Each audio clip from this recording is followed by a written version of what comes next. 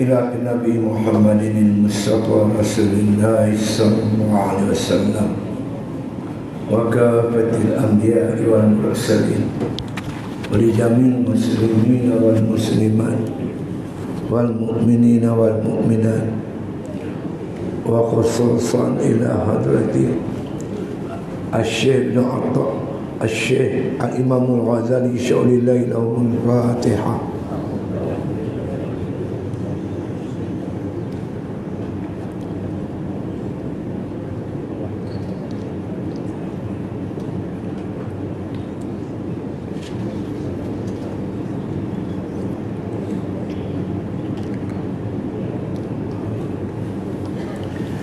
Bismillahirrahmanirrahim. Alhamdulillahi Rabbil Alamin. Wassalatu wassalamu ala asyrafil anbiya wal mursalin wa ala alihi wa sahbihi ajma'in. Qala musannif rahimahullah ta'ala fi kitabih wa zakarali Ma'mun ibnu Ahmad rahimahullah annal ustaz Aba Ishaq rahimahullah qala li ubadi Jabalin Lubnan ya akalal hashishi taraktum ummata Muhammadin sallallahu alaihi wasallam fi aidil mubtadi'ah washtaghaltum hahuna bi aklil hashish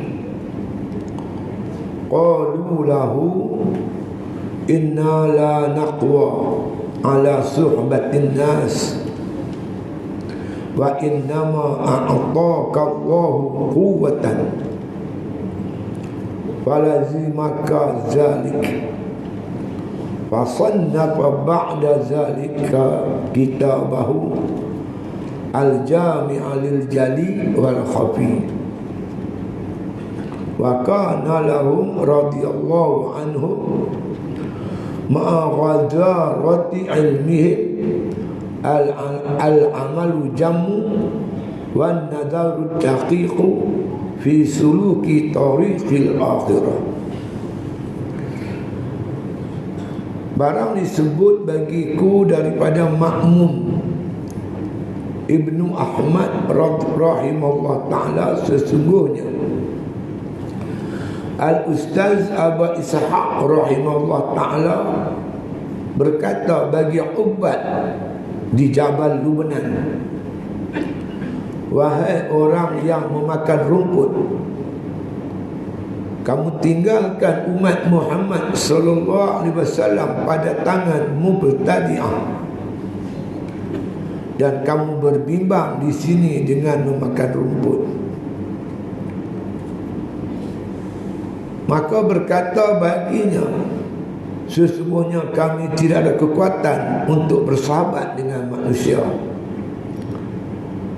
Sesungguhnya Allah menganugerahkan kepada kamu kekuatan, maka lazimlah kamu yang demikian itu. Maka mengarang ia selepas itu sebuah kitab yang bernama Al-Jami'u lil Ali wal Khafi, dan adalah baginya radhiyallahu anhu beserta dengan banyak ilmu dan amal yang banyak dan tilik yang halus pada jalan akhirat. Kita sambung tuan sekalian kitab Minhajul Abidin, iaitu Aqabatul Awaid, ayat yang ketiga, iaitu ayat yang kedua, iaitu yang dinamakan makhluk. Ayat-ayat ni faktor-faktor yang menghalang kita buat ibadat. Banyak yang menyekat kita buat ibadat. Kalau kita tak urus secara betul, kita memang tak mampu nak buat ibadat. Sedangkan ibadat penting, tuan. Sebagai hamba Allah, dia mesti beribadat. Perjalanan kita makin dekat dengan kematian. Tetapi yang bimbang hubungan kita dengan Allah masih jauh. untuk mendekatkan diri dengan Allah mesti ibadat. Ibadat ialah jalan untuk mendekatkan diri kepada Allah. Ibadat sebagai bekalan di akhirat. Ad-dunya mazra'atul akhirah. Dunia ni tempat bercucuk tanam, tempat tuainya di akhirat. Apa yang kita tanam, itulah yang akan kita tuai. Ibadat tak dapat tidak. Jadi dalam nak buat ibadat ni ada faktor yang menghalang kita buat ibadat banyak. Tapi yang besar-besarnya ada 4. Pertama dunia, kedua manusia atau makhluk, ketiga syaitan, dan yang keempatnya nafsu. Ni 4 ni kita kena hadapi dengan cara yang betul. Kalau kita tak berjaya menghadapi halangan 4 ni, habislah kita. Sebab kita perlukan, mana ibadat ni cukup perlu. Jadi kita bercakap tentang manusia. Jalan untuk mana kata melepaskan diri daripada halangan manusia ni, iaitu dengan beruzlah. Terutama di akhir zaman ni, orang yang nak bantu kita tak ramai, tapi yang nak menghalang kita cukup banyak.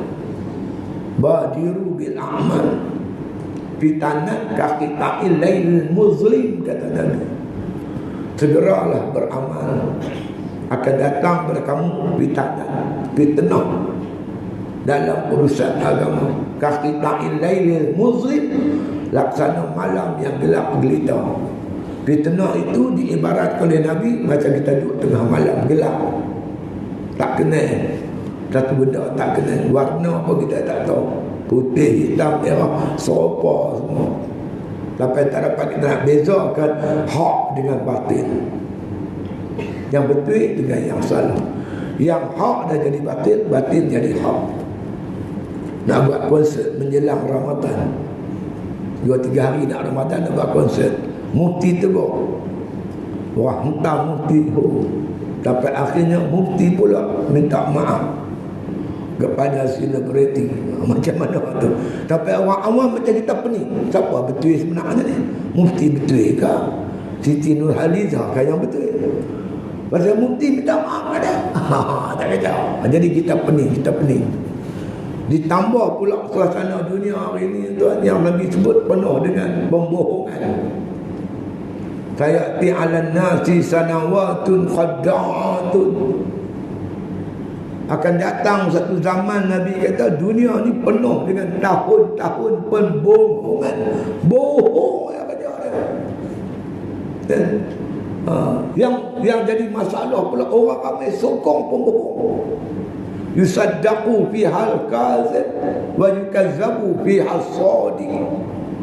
Orang ramai membenarkan pembohong, makna mendustakan pula yang benar. Orang benar dia tak pakai. Mufti tegur, tak salah pi LGBT tu goal play apa benar.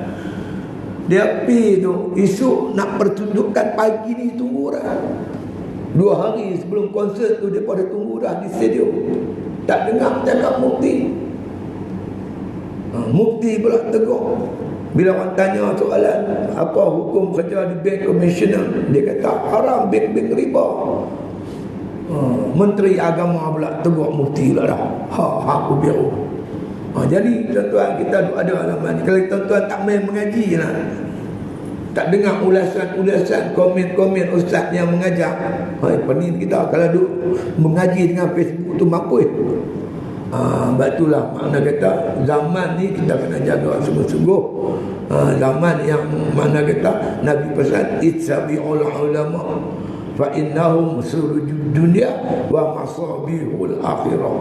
Ikutlah ulama. Ulama ni pelita dunia, lampu akhirat, kata Nabi sallallahu alaihi wasallam. Soalnya dalam menghadapi benda ni, macam mana masalah kita nak buat? Jawabnya uzlah. Mengasingkan diri daripada manusia. Tuhan mengasingkan diri pada manusia, tak bergaya dengan manusia ni. Imam Ghazali kata ada dua macam. Golongan yang pertama, golongan orang awam. Macam kita ni lah. Orang awam ni jalan yang terbaik Dia bersama-sama dengan makhluk, dengan manusia nak buat kebajikan, seperti sembahyang jemaah, sembahyang jemaat, main mengaji, kita berniaga untuk urusan hidup. Lain-lain yang tak perlu, dan jangan bergawi sangat. Jangan bergawi sangat. Itu jalan yang selamat bagi orang awam. Tapi bagi ulama, orang yang diperlukan ilmu dia tak boleh uzlah. Karena Nabi kata, fa iza zaharatil bid'ah wa sakatal alim fa alaihi la'natullah. Bila berlaku bid'ah, benda yang dah tak betul dalam masyarakat, wa sakatal alim, diam orang alim. Orang alim ambil sikap lari ke, pergi menyerak masuk gua ke, naik atas bukit uzlah ke, tak boleh. Fa alaihi la'natullah, atasnya laknat Allah Subhanahu wa taala.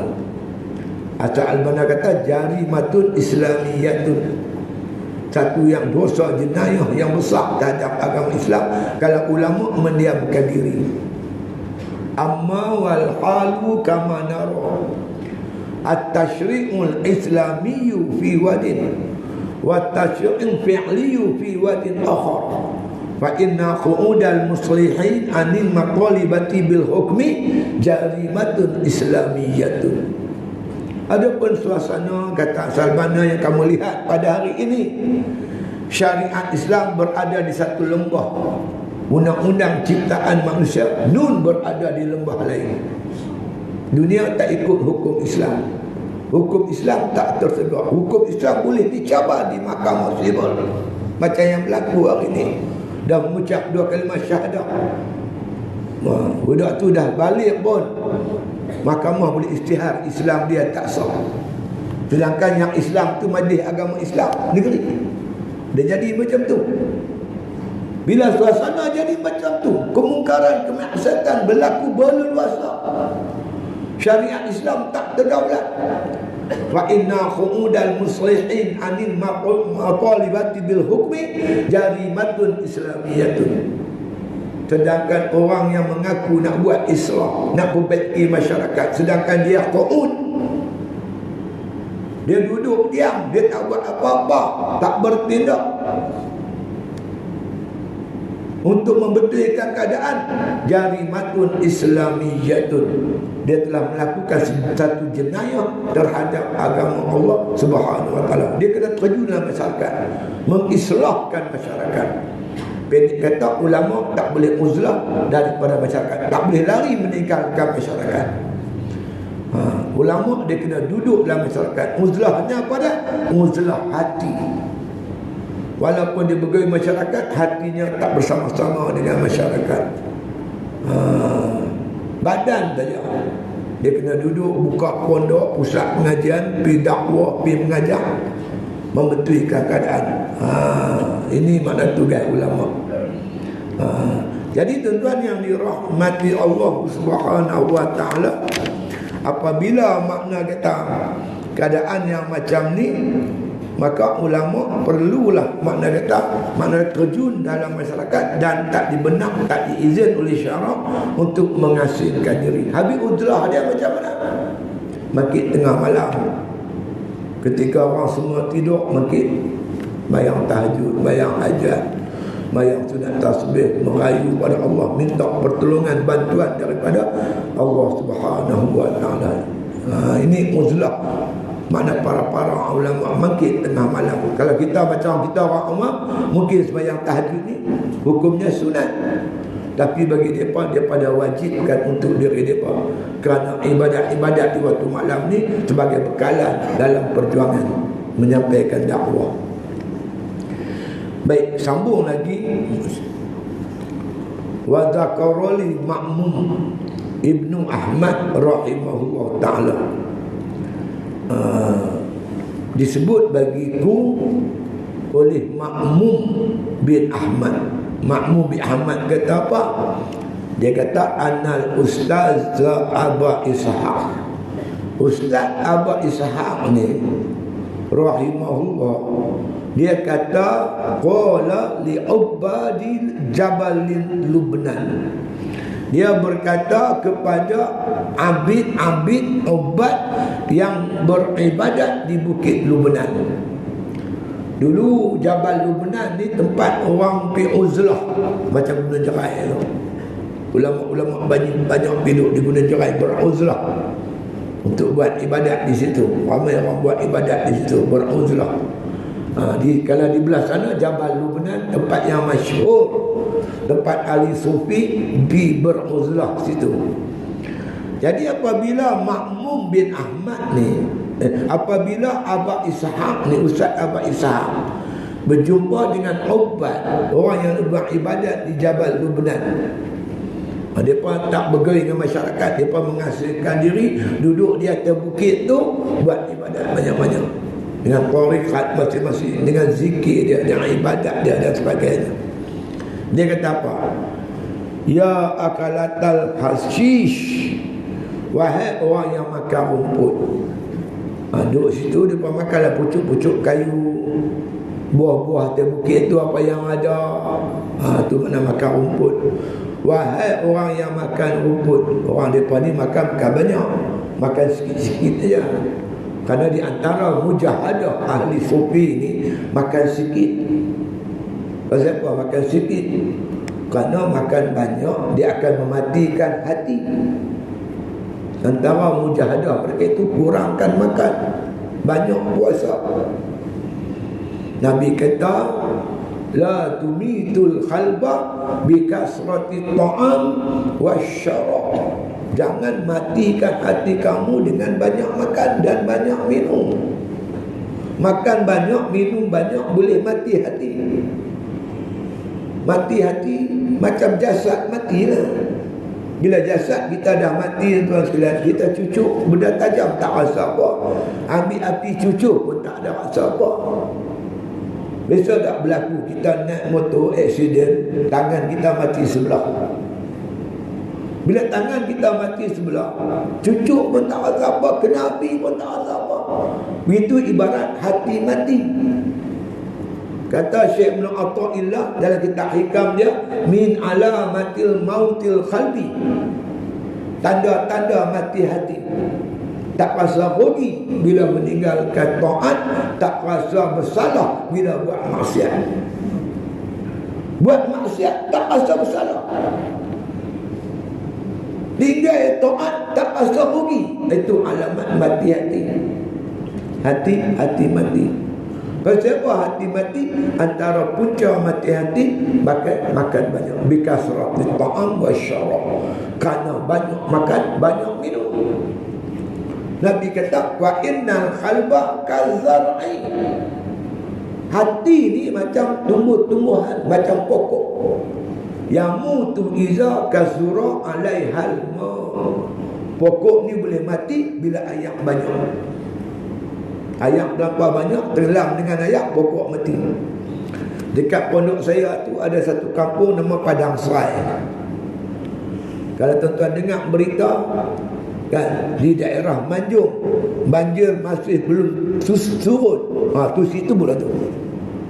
Sebab di situ terkenal dengan nama Ayak Temenung. Tahu Ayak Temenung? Bila hujan lebat, kampung tu banjir. Bila banjir tuan, kampung lain banjir juga, tapi dia surut. Yang di situ ayak tak kerti nak pergi mana. Dia duduk menengu pun tentu. Dia panggil ayak temenung. Dia temenung bukan sehari dua, sampai 5-6 bulan. Dia duduk menengu situ. Kerja berhari-hari, berbulan-bulan. Jadi bila ayak tu bertakung macam tu, pokok sawit pun mampu hero kat bawah. Begitulah Nabi ibaratkan pokok boleh mati dengan sebab banyak air. Hati kita boleh mati dengan sebab banyak makan, banyak minum. Makanlah, minumlah. Kulu wasyrabu wala tusrifu. Makan, minum, tapi jangan berlebih-lebihan. Jadi mujahadah ahli sufi ni makan sikit. Antara mereka makan ketika uzlah di situ tu, makan pucuk-pucuk kayu yang disebut oleh makna kata Syekh Abah Ishaq, ya akalatal hashish, wahai orang yang makan rumput. Taraktum ummata Muhammadin sallallahu alaihi wasallam. kamu sanggup meninggalkan umat Muhammad sallallahu alaihi wasallam fi aidil mubtadi'ah, pada tangan golongan mubtadi'ah, golongan bawa bid'ah, bawa ajaran-ajaran pelik-pelik, ajaran mengarut, merapu, yang ulama ni tinggal pokok ni, tinggal umat Nabi Muhammad pergi makan rumput di atas bukit. Tuan-tuan boleh bayang, sekiranya ulama-ulama meninggalkan kita, ikut sukalah, hampa nak jadi apa, jadilah, aku nak jaga diri aku. Ulama pakat lari habis duduk atas bukit, apa jadi umat Muhammad? Mungkin dia lari, dia tak tahan dengan tekanan-tekanan, cacian, makian, begitu begini. Mungkin dia lari, dia tinggalkan umat. Apa jadi pada umat? Habis rosak umat. Ini yang cuba disedapkan oleh Ustaz Abad Ishaq kepada golongan obat ni. Hei orang makan rumput, hampa sanggup tinggal umat Muhammad pada tangan golongan sesat ni? Sanggup kamu buat macam tu? Dia ustaz ni tuan-tuan, ulama ni, dia ni tuan-tuan sekalian mempermudahkan bagi orang faham agama, bukan orang bagi orang pening. Tok guru saya kata ulama kena jadi macam orang kopek manggil zaman Jepun. Tahu zaman Jepun? Jepun masuk kampung. Dia masuk kampung, dia tengok buah manggil bertergolek bawah pokok manggil. Dia ambil buah manggil, dia tokok, dia makan macam apple. Merahlah mulut dia. Lepas tu dia kata manggil tak sedap. Manggil tak sedap. Tak sedap lah, berkedarah dengan kulit-kulit. Lepas tu satu budak tuan-tuan, dia kopek manggil. Dia kopek, dia bagi kat Jepun tu. Tuan, makan ni macam apa, macam makan. Ambil yang ni, ambil isi yang putih tu. Ambil makan. Wah, manggil semuanya sedap. Sedaplah kena kopek. Jadi maksudnya ulama ni, ustaz ni tukang kopek bagi orang faham. Nak baca kitab begitu kita tak faham bahasa-bahasa lama. Jadi ulama lah tolong perjelaskan. Ulama ni kerja dia tuan-tuan ibarat orang kopek manggil. Bagi umat senang makan, senang faham, senang aman. Bukan ulama main timbul polemik. Bukan, ini bukan kerja ulama. Duk mengelirukan orang bagi orang pakat pening. Tuan-tuan cuba tuan-tuan fikir suasana sebelum ni. Berapa lama dah kita tuan-tuan hidup seronok. Bila ada mati, bawa ramai-ramai mayat pergi kubur, kita talqin, buat tahlil balik. Malam ni semua Sa'ban pakat mai ramai-ramai. Baca Yasin 3 kali, malam Jumaat baca Yasin. Seronok tak? Maulud, kita buat maulud ramai-ramai, penulis kenara pakai buat maulud, tukang masak ada, tukang berjanji ada, marhaban ada, masyarakat kampung semua turun elok-elok. Ni memang semua bid'ah. Jadi haru biru masyarakat. Benda yang elok sudahlah. Ni entah bid'ah ni dalalah masuk neraka, baca Yasin malam Jumaat masuk neraka, mampu macam tu. Jadi orang pakat pening tau, pening dari sebab pening. Tuan-tuan, saya pergi kuliah dulu hari itulah, pergi ceramah di Bank Islam Kuala Lumpur. Lepas abang saya ustaz, sebelum ustaz mandi satu ustaz kata, siapa baca usalli sembahyang tak sah. Nabi tak baca usalli pun. Usalli fardhu zuhri, Allahu Akbar, sembahyang tak sah. Saya kata usalli bukan sembahyang lagi. Sembahyang mula dengan takbir ihram, sudahnya salam. Apa masalah? Ulama kata sunatlah, baguslah untuk ajak hati. Jadi benda-benda yang tak timbul dalam masyarakat ditimbulkan jadi bercelah. Inilah kata ulama kita ni, jangan kata nak bersatu tuan-tuan. Nak berkeli pun tak kerti. Berkeli pasal itu, pasal ini, bukan kerja dia. Jadi ulama kerja dia menyatukan masyarakat, bimbing bagi elok. Yang tak main masjid, bawa main masjid. Yang buat mungkar, supaya kita hilangkan kemungkaran, kemaksiatan tu. Satukan ulama, satukan umat. Cukuplah dengan apa yang ada depan bazar kita sekarang ni tuan. Mana tempat-tempat orang Islam semua ada ceroboh. Tetapi jawab kerajaan. Ramai orang Islam tu orang kafir yang pegang jawatan tu. Tarik pencen. Bayangkan askar tak ada pencen. Polis tak ada pencen. Siapa nak kerja askar? Siapa nak kerja polis? Bahaya. Jadi benda-benda macam ni tuan-tuan, kalau kita makna tak reti apa yang lebih penting untuk menyatukan umat, tunggulah masa ketiganya. Tak mustahil Malaysia jadi Singapura boleh macam Singapura. Tak mustahil. Sebab itu berhati-hatilah. Baik, kembali kepada kitab kita. Bila Syekh Abah Ishaq kata, wahai orang yang makan rumput, kamu tinggalkan umat Muhammad pada tangan orang makna kata yang tadi'ah. Washtaghaltum hahuna biakli hashish. Kamu berbimbang-bimbang di sini dengan memakan rumput. Qalu, maka jawab, qalu lahu, dijawab baginya oleh para ubat tadi ni, orang yang buat ibadat ni, yang uzlah ni. Dia kata apa? Inna la nakhwa ala suhbatin nas. Kami tak mampu nak bersahabat dengan manusia. Ujian dia banyak sungguh. Ya, banyaklah ujian. Tuan-tuan tegur dia pahlawan. Macam tu adalah. Bukan dia tegur langsung. Tegur melentin. Kan? Jadi ulama makna kata ada antara mereka yang macam berputus asa. Lantak pikahang lah. Aku nak jaga mana apa jaga apa keluarga aku cukup. Ada yang bersikap macam tu. Kami tak ada kekuatan untuk bersahabat dengan manusia. Wa innama a'taqallahu quwwatan. Sedangkan Allah Subhanahu wa taala memberi engkau wahai Abah Ishaq kekuatan. Falazimaka zalika, maka lazimlah engkau demikian itu. Jadi kau berkahwinlah dengan manusia, bimbinglah manusia. Kami tak upaya, kami tak ada kekuatan. Kata begitu. Sedangkan tanggungjawab. Bila makna kata seseorang itu menerima ilmu, secara otomatik dia telah membuat perjanjian dengan Allah Ta'ala. Wajib sampaikan ilmu itu pada umat. Jangan mendiamkan diri, jangan sembunyikan ilmu. Dia kena sampai. Dia kena buat kerja-kerja.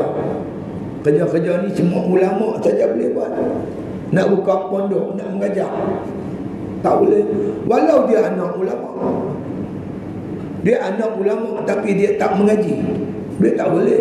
Sebab ilmu ni bukan bangsa boleh dipersakai begitu saja macam retang.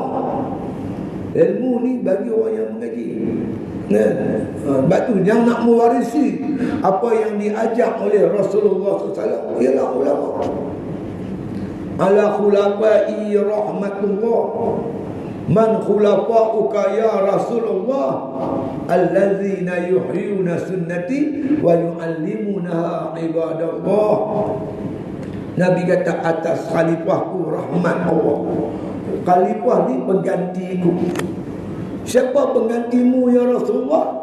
Nabi kata allazina yuhyuna sunnati, mereka yang sanggup menghidupkan sunnahku, menghidupkan perjuanganku, wa yu'allimunaha ibadallah, dan mengajak di kalangan hamba Allah.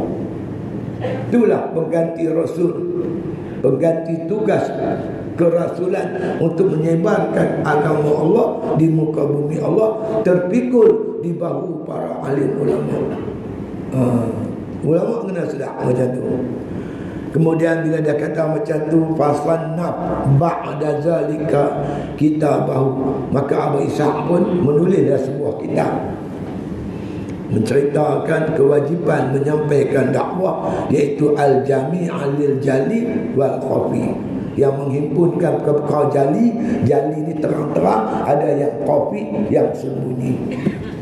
Dia tulis kitab macam tu. Wa kana lahu radhiyallahu anhu, adalah mereka itu yang kata orang yang beribadat tadi, orang yang mengajar tadi, Abah Ishaq. Begitu juga dengan para-para ubat. Mereka semua ni ma'a ghazarati ilmihim, mereka ni ilmu banyak. Al-amalu jammu, mereka mempunyai amalan yang hebat. wan nazarud daqiq, dia mempunyai makna kata tilikan yang mendalam fi suluki tariqil akhirah, pada jalan-jalan berjalan kepada akhirat. Amalan mereka hebat, ilmu mereka mendalam. Tu pun makna mereka tak berani nak terjun masyarakat untuk menyampaikan dakwah. Dapat ke mana tanggungjawab kita? Bukan kita pandai sangat, tak pandai. Macam di Kedah tak apalah, banyak pondok. Macam kami di Perak, bukan ada pondok sangat pun. Di kita yang ada sikit-sikit terpaksa buka jugalah. Bila tuan-tuan buka pondok, tuan-tuan baru tahu hal masyarakat ni. Main kita tengok test boleh pelajar.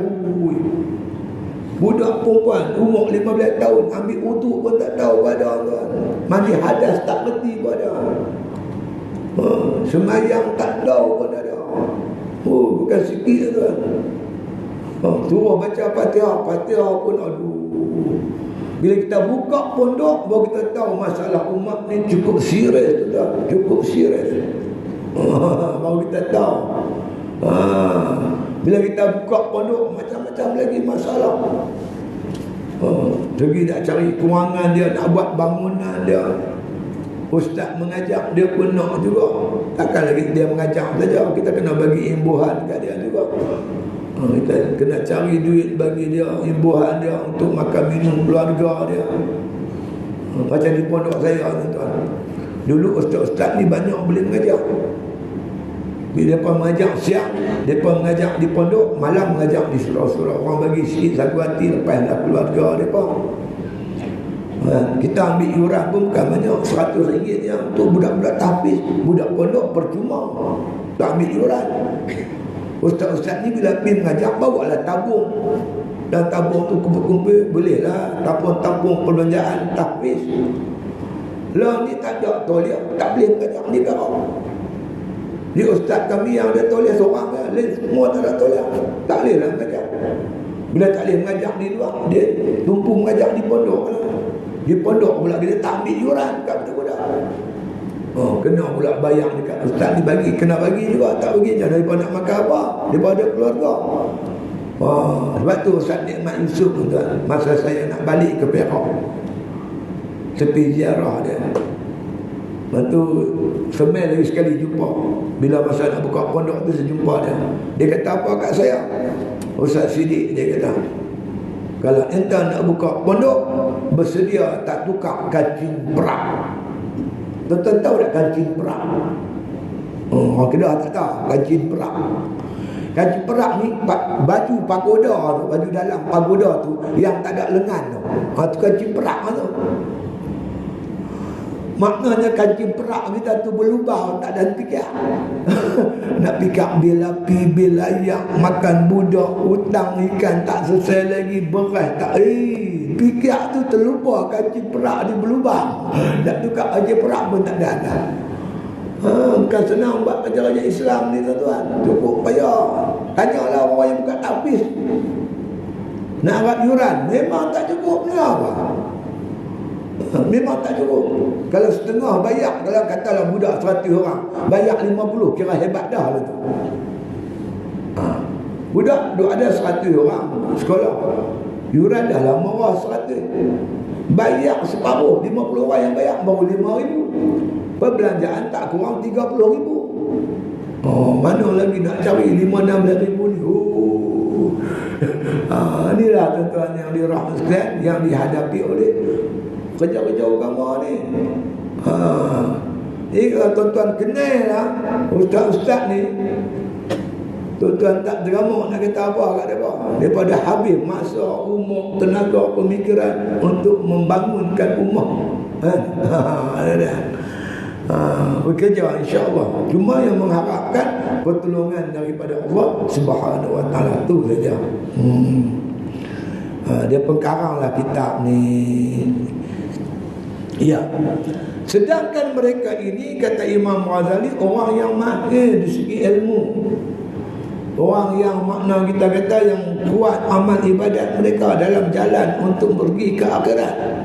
Tu pun mereka berbimbang-bimbang untuk mana kata menyampaikan dakwah kepada masyarakat, kerana sedang mana cabaran yang akan diterima.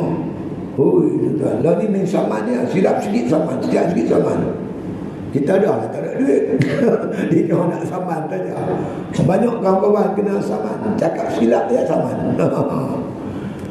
Kan? Wa'lam anna misla hadzal rajuli muhtaji ilahin nas. Ketahui oleh kamu manusia yang macam ni, iaitu yang dihajati oleh manusia ramai fi turuqi babiddin, pada jalan-jalan agama. Jadi orang yang macam ni diperlukan oleh umat dalam nak ikut jalan agama ni, perlukan bimbingan. Kadang-kadang nak tanya masalah yang dia hadapi dan macam-macam. Tanya macam-macam masalah. Nak pergi tanya siapa? Tentu nak tanya ulama. Itu dia. Jadi mereka ini yahtaju fi suhbatil khalq. Mereka ini dihajati untuk makna kata bersahabat dengan manusia. Manusia perlukan mereka. Manusia perlukan umat. Perlukan kepada ulama. Itu dia. Bagi mereka yang diperlukan oleh manusia ni, yang terpaksa bergaul dengan orang ramai ni, dia kata ila amraini syadidaini, bahawa dia memerlukan dua perkara yang amat penting dalam bekalan untuk buat kerja ni. Jadi orang yang diperlukan oleh manusia, orang ramai perlukan dia, dia pula kena ada dua benda penting yang kena ada pada dia. Dan kalau dia tak ada dua-dua ni tuan, mungkin dia jadi hanyut. Dia boleh jadi hanyut. Dia bergaul dengan orang rosak, dia juga boleh jadi rosak. Kalau dia tak ada kekuatan, dia kena ada kekuatan dia sendiri dalam berdepan dengan manusia. Manusia ni macam-macam kerana orang ni macam ni, orang ni macam ni, orang ni macam ni. Macam kita sebut dulu ni, manusia ni pengaruh dia kuat tuan. Pengaruh dia kuat. Macam Nabi sifatkan, kalau kita berkawan dengan orang yang baik, laksana kita berkawan dengan orang dia minyak atar. Dia wangi, kita pun wangi. Tapi kalau kita berkawan dengan orang yang jahat, akhirnya tuan-tuan sekalian, kita ni macam berkawan dengan tukang besi. Kalaupun baju kita tak terbakar, paling kurang Nabi kata bau busuk dia tu kena mai kat kita, berjangkit mai kat kita tuan. Berkawan dengan macam-macam pasien yang ada dalam masyarakat. Semua tuan-tuan masyarakat ni, semua mad'u kita. Semua kita nak tarik. Bukan nak tarik orang baik saja, termasuk orang yang jahat pun kita nak tarik juga. Bayangkan bila kita bergaul tuan-tuan, macam-macam cabaran yang kita perlu temui. Maka Imam Ghazali kata ada dua perkara yang dikena ambil perhatian. Ahaduhuma, yang pertamanya sekali, sabrun tawilun. Dia memerlukan sabar yang cukup panjang. Hati dia kena sabar. Kerana kerja-kerja dakwah ni tuan-tuan, dia ibarat kita tanam mempelang. Tuan-tuan, tanam mempelang atas bukit. Tanam durian dalam bendang, tak betul. Yang betulnya tanam mempelang dalam bendang. Tanam durian atas bukit, tu baru betul. Maknanya tuan-tuan, dalam kita menyampaikan dakwah, dia kena strategi dia, approach dia, pendekatan dia. Ibarat kata orang tuan-tuan sekalian, tebang rumput pakai sabit, tebang balak pakai beliau. Jangan silap, jangan tukar. Kalau hang tebang rumput pakai beliau, tebang balak pakai sabit, tu gila. Duk tanggung kapak tu. Nak pergi mana yo? Teman nak pergi tebang rumput. Ni otak tak betul. Takkan tebang rumput pakai beliau, tebang rumput pakai sabit. Terbang kat balak, baru pakai beliau. Makna dia kena ada pendekatan dia, approach, pendekatan. Kita bukan cakap ilmu, tapi bijak, tuan-tuan. Contoh jadi imam, dia hafal Quran. Dia hafal Quran. Masjid dia tepi jalan, kawasan makna Kelang. Kawasan Kelang. Lah ni, tuan-tuan. Semayang Zuhur, semayang Jumaat pukul 1:30. Subuh ke awal? 6 berapa? 6.23. Dekat 6.30 baru subuh. Depa kerja Kelang, tuan-tuan, kerja pejabat. Kerja Kelang, masuk 7.30 dah masuk dah. 8 dah masuk. Depa main kerja tu siap pakai baju Kelang. Pakai uniform, siap pakai dah. Kita jadi imam dibaca surah panjang-panjang. Makmum ni gelisah, tuan. Dia gelisah. Dia nak cepat, traffic jam lagi. Bila keadaan macam tu, imam kena seperti bacalah patut-patut. Janganlah baca panjang-panjang. Lepas tu habis tu pula zikir panjang-panjang. Hingga akhirnya makmum jadi gelisah. Yang lebih dahsyat, tuan-tuan, Tok Khatib dia khutbah pukul 2.30 baru habis. 2.30 dia masuk Kelang. Ada seorang, tuan, dia tak mau sebutlah masjidnya. Pengurusi masjid seperti mengajak cerita. Dia kata, Ustaz, dia hayun khutbah, tapi 2.30. Dia pun 2.30 dah masuk Kelang. Nasi tak pakai lagi. Dia patut-patut pandai-pandai lah, cerdik-cerdik lah sikit. Jadi orang buat kerja agama ni, dia kena ada macam pendekatan lah. Dia kena faham ni macam mana, ni macam mana, ni macam ni, macam mana. Saya, tuan sekalian, lah kita dah lama buat kerja ni. Saya buka ma'had di Pangkok. Macam mana nak buat pendekatan orang Pangkok? Dia pun nampak selalu Ustaz mai lah makan dengan kami. Kita kena singgah juga, Ustaz. Minum kopi, borak-borak sikit-sikit. Ambil masa 5-6 minit. Minta maaf, saya ada orang tunggu di pondok. Tak apa. Dia mahu kita layan macam tu. Lepas tu kita jumpa mereka, hampa tak boleh tolong pondok kami kot. Hampa pergi ke laut ada ikan, tak boleh main sikit. Boleh lah, dia pun dapat ikan, dia batalkan kita ikan. Alhamdulillah, di pondok saya Pulau Pangkok tak payah beli ikan, ikan dia batal main. Dia jenis dalam menyampaikan dakwah ni ada strategi dia, ada approach dia, ada pendekatan dia. Macam doktor lah. Dia kena tahu, tuan-tuan sekalian, makna kata pesakit ni apa sakit dia. Bila dia tahu punca sakit, apa sakit, baru dia boleh bagi ubat dengan betul, apa ubat yang sesuai dengan orang yang sakit macam ni. Apa pantang larang dia.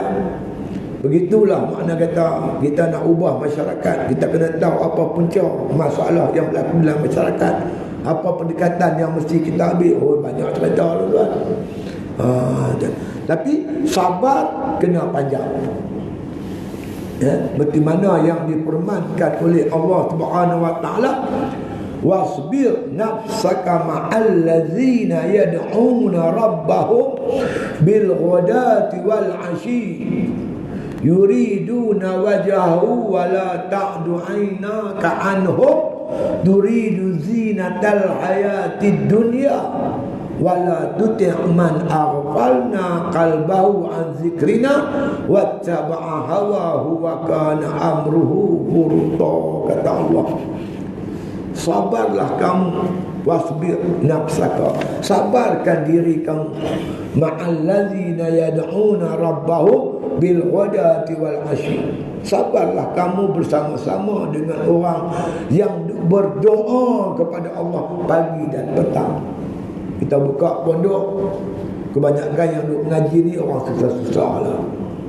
Duduk dengan mereka sabar menghadapi kesusahan.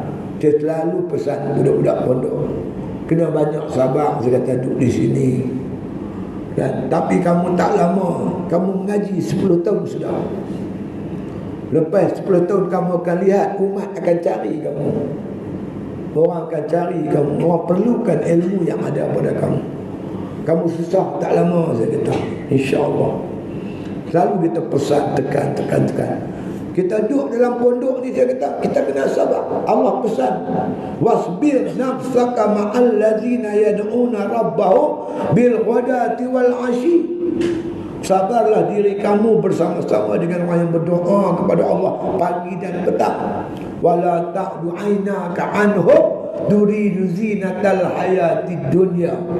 Jangan kamu palingkan muka kamu daripada mereka itu kerana mengharapkan habuan dunia. Dunia punya pasal kita tinggal kawan-kawan kita, pergi cari kawan-kawan lain yang mengawut tu. Jangan. Allah pesan jangan. Jadi satu benda yang dipesan oleh Imam Ghazali, kena ada sabrun tawil, sabar yang panjang. Masalah selalu main, kan? Ujian-ujian selalu datang kepada kita yang buat kerja-kerja Islam. Jadi bertepatanlah seperti mana kata Imam Ghazali, balasan dia pun hebat. Ad-da'u 'alal khairi kafa'ili. Nabi kata, siapa tunjuk jalan kebajikan, macam dia buat. Bayangkan tuan-tuan, kita mengajak budak baca Quran, lepas tu budak tu beramal dengan Quran. Kita yang mengajak dia, kita dapat pahala. Dia pula ajak orang lain, dapat pahala. Kita dapat pahala macam dia dapat. Jadi makna kata pahala tu berterusan. Sebab tu Nabi sebut antara makna kata pahala-pahala yang masih berterusan, amalan berterusan walaupun kita mati, ilmu yantafa'u bih, ilmu yang dimanfaatkan dengannya. Walaupun kita mati, tapi ilmu yang kita sampaikan ketika hidup terus diamal oleh orang, kita dapat ganjaran daripada Allah Subhanahu wa ta'ala. Sabar kena panjang buat kerja. Lepas tu Nabi Imam Ghazali kata, fa innal makarima ala hasabil makarih wa innal lazat ala hasabil mu'nat. Imam Ghazali kata, sesungguhnya kemuliaan yang kita nak cari itu ikut kadar kebencian. Lagi tinggi derajat yang kita tuntut, lagi tinggi kebencian yang mesti kita hadapi. Wa innal lazat ala hasabil mu'nat. Sesungguhnya kelazatan itu ikut kadar belanja. Nak makan sedap, belanja kena banyak. Bawa RM10 pergi kedai Tong Yam nak makan sedap. Makan apa encik? Nak makan sedap. Duit encik ada berapa duit? RM10. Tuan-tuan dapat apa?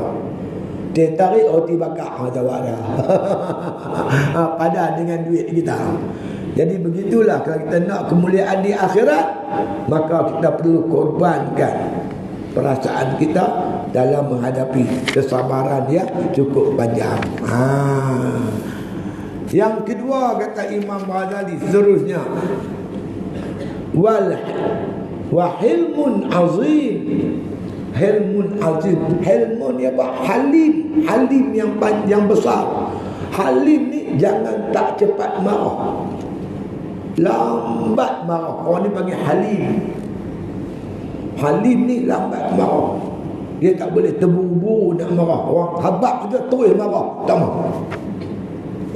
Marah-marah juga, marah bertempat, tapi marah tu lambat, hilangnya cepat.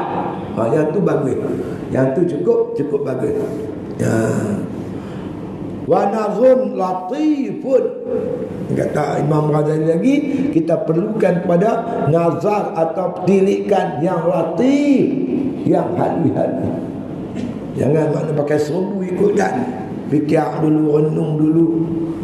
Ini kerja-kerja yang harus dibuat oleh mana orang yang makna kata menyampaikan dakwah kepada masyarakat. Selalu amalkan sifat ihsan. Ihsan ni apa tuan-tuan? Ihsan ni tuan-tuan, orang makna buat jahat kat kita, kita buat baik kat dia. Agak boleh tak? Yang ni payah ni. Macam disebut oleh Imam Hasanul Banna.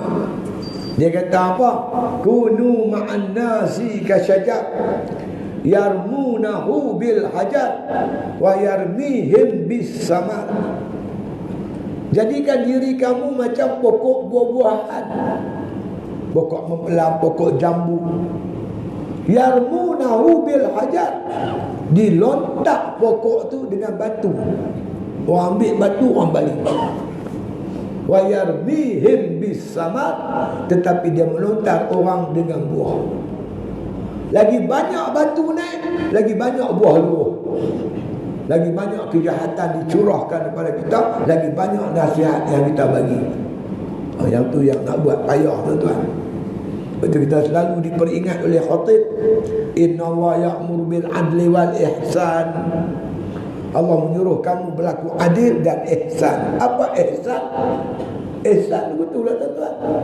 Kalau orang pinjam duit kita, dia pinjam kita 100, mai dia nak bayar, kita kata dia tak usah bayar 150 cukup lah. Itu ihsan.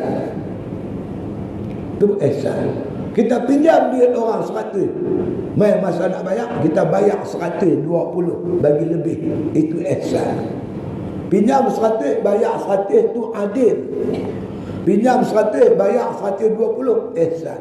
Orang pinjam duit kita 100, masa dia nak bayar, kita ambil 50, itu ihsan. Nak bayar 100, tak bayar-bayar lah, halal terus, lagi ihsan. Boleh buat tak tu? Cakap boleh lah, nak buat payah.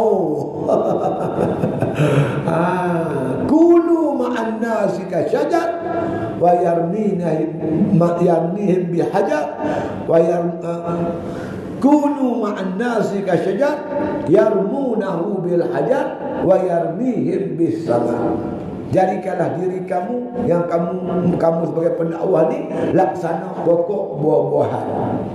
Yarmunahu bil hajar, pokok ni dibali dengan batu. Wa yarmihim bis sama, tapi dia bali orang dengan buah. Dilontarkan buah-buah kebajikan dan kebaikan. Semua ni tuan-tuan kita boleh buat apabila hati kita dijernihkan oleh Allah Subhanahu wa taala. Untuk itu carilah makna kekuatan, terutama di tengah-tengah malam. Sebab tu mereka beruzrah di waktu malam. Pukul 3 dah bangkit dah. Baca kata Sayyidina Umar, kalau aku tidur di siang hari, aku mengabaikan hak rakyat. Kalau aku tidur di malam hari, aku mengabaikan hak diriku. Jadi tak tahu macam mana nak hidup dua suasana. Siangnya dia puluh dengan rakyat jelatanya, tapi malam dia bangkit seorang-seorang untuk beribadat kepada Allah Subhanahu Taala, untuk mencari bekal. Tak bangkit malam tak boleh, tuan-tuan. Tak uzlah di waktu malam tak boleh. Karena itulah bekalan yang dibekalkan oleh Nabi, oleh Allah Ta'ala kepada Nabi-Nya Muhammad sallallahu alaihi wasallam. Peringkat awal Nabi terima dakwah melalui surah Ya ayyuhal mudassir, wahai orang yang muslimun, qum fa'anzir, bangun beri peringatan. Selang beberapa hari lepas itu Allah turun ayat Quran, Ya ayyuhal muzammil qumil laila illa qalila, wahai orang yang muslimun, bangkit semayang malam walaupun sikit. Karena dalam ibadat di waktu malam tu, tuan-tuan, banyak bekalan-bekalan yang disediakan oleh Allah Subhanahu wa taala. Antaranya zikir, wazkuri izma rabbika wa tabattal ilaihi tabtila. Sebutlah nama Tuhanmu dengan penuh keikhlasan. Waratilil Qur'ana tartila, bacalah Quran dengan tartil. Qumil laila illa qalila, dirikanlah semayang waktu malam walaupun sikit. Innana syi'atal laili hiya asyaddu wat'an wa aqwa muqila, sesungguhnya bangun di tengah malam itu asyaddu wat'an, lebih tetap dan teguh hati kamu, wa aqwa muqila, bacaan kamu lebih cantik. Jadi bangun di tengah malam ini merupakan bekalan yang perlu dicari oleh para ulama untuk mendapat kekuatan. Karena di siang hari dia akan berhadapan dengan bermacam-macam ujian-ujian, kadang-kadang yang getir. Kalau tuan-tuan dia tak cari bekalan, macam contoh orang pergi kerja tak bawa bekal, pergi kek sawit tak bawa bekal, berapa lama dia boleh bertahan abang mana? Dah lah kek sawit, lepas tu nak jolok tikam lempar masuk lori. Bukan ringan, berat. Satu tandan sawit tu saya angkat tak angkat, dia pecok, dia lempar balik. Kalau tuan-tuan tak bawa bekal pergi kerja, pergi kait sawit, jolok sawit tu 2 jam boleh dah tunggu. Masuk pukul 10-11 tak dapat pergi dah. Tapi kalau bawa bekal, tuan-tuan boleh bertahan sampai ke petang. Orang buat bendang, kalau bawa bekal, dia boleh duduk kat danau sampai petang. Tapi tak bawa bekal, dia hilang daya tahan. Kereta tuan-tuan, cantik baru lagu mana pun, kalau habis minyak, dia tak boleh berfungsi sebagai sebuah kereta. Sampai kat gerik tu, dekat banding tu, minyak habis. Kedai minyak tak ada. Kereta baru tak boleh berfungsi sebagai sebuah kereta, dia jadi besi.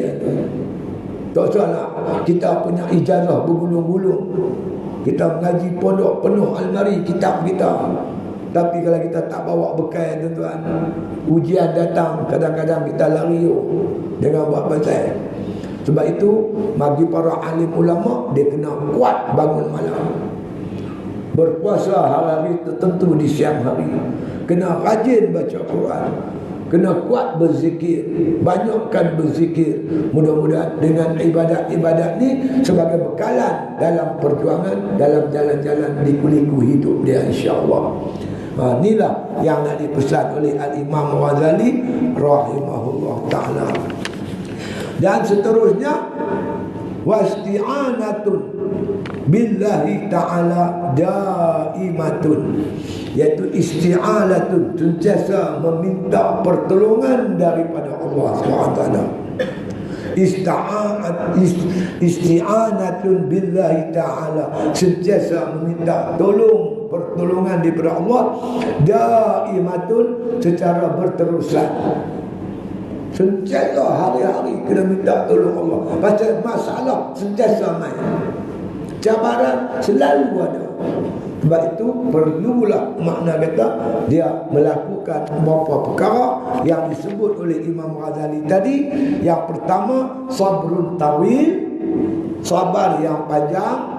Yang kedua, wahilmun azim, jangan cepat marah. Wa nazarun latif, dia perlu memiliki nazar, tilikan yang halus. Yang akhir sekali, wasti'anatun billahi ta'ala, sentiasa meminta pertolongan daripada Allah Subhanahu wa ta'ala. Inilah nasihat-nasihat Imam Ghazali kepada para alim ulama dalam menjalankan tugas dan kerja menyampaikan dakwah kepada masyarakat. Jadi sebelum saya berundur ni tuan-tuan, cuma nak peringatkan tuan-tuan, sekarang ni bulan Rejab. Bulan Rejab ni tuan-tuan, antara bulan-bulan yang disebut sebagai bulan haram. Allah jadikan bumi ni, pada hari Allah jadikan bumi, Allah dah tentukan untuk manusia tuan-tuan bilangan tahun 12 bulan. 12 bulan tu pula ada 4 bulan dipanggil bulan haram. Rejab, Zulqaidah, Zulhijjah dan Muharram. Bulan haram ni tuan-tuan sekalian, beribadat, berpuasa 1 hari di bulan haram menyamai 30 di bulan biasa. 30 bulan di bulan biasa. Berpuasa 3 hari di bulan haram.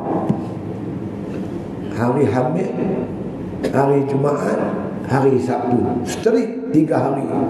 1 hari puasa Nabi kata menyamai 900 tahun puasa. Ini termaktub dalam kitab Ihya Ulumuddin.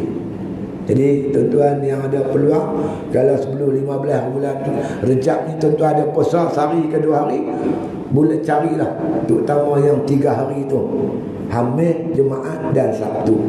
Kemudian tuan-tuan, bulan ni bulan yang didoa oleh Nabi, bulan yang diberkati oleh Allah.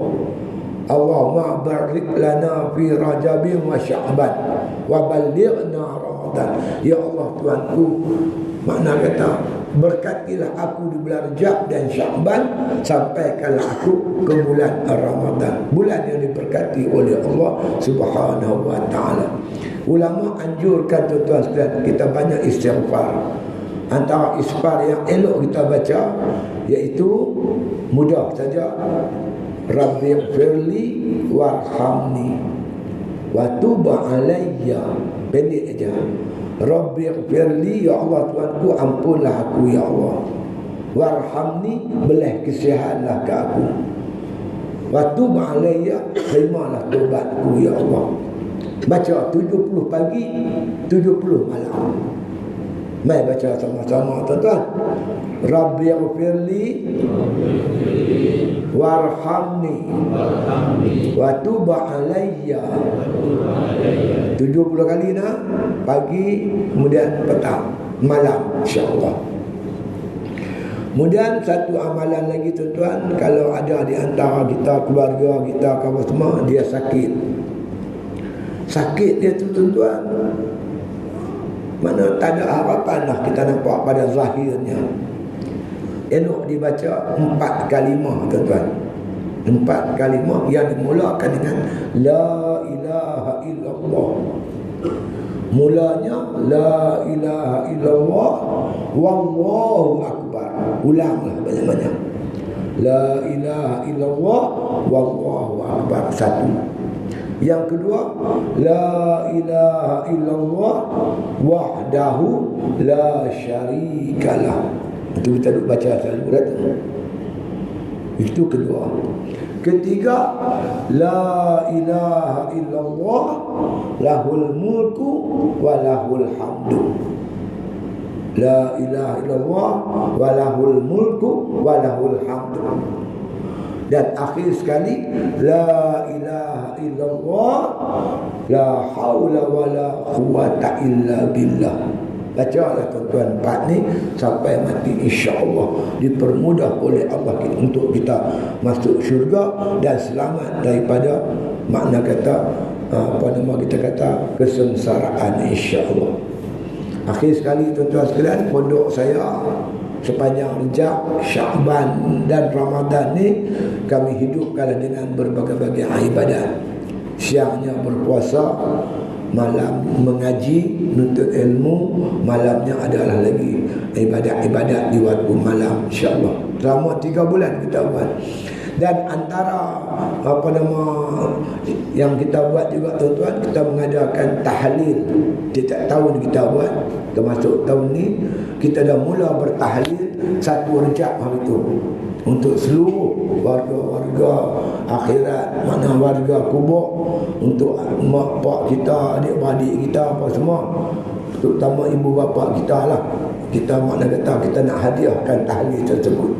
Jadi kalau tuan-tuan rasa nak menyertainya, di luar sana tempat jualan tu ada borang, tuan-tuan cantikkan saja nama-nama arwah yang tuan-tuan makna kata hajati untuk diniat dan dibacakan ketika buat tahlil. Kita buat 3 bulan kan, Rejab, Syakban dan Ramadan. Tiap-tiap hari kita buat. Kemudian kalau tuan-tuan rasa nak bersedekah kepada pelajar-pelajar kami, berbuka puasa dan makan sok, bolehlah tuan-tuan bagi berapa duit pun tak kisahlah.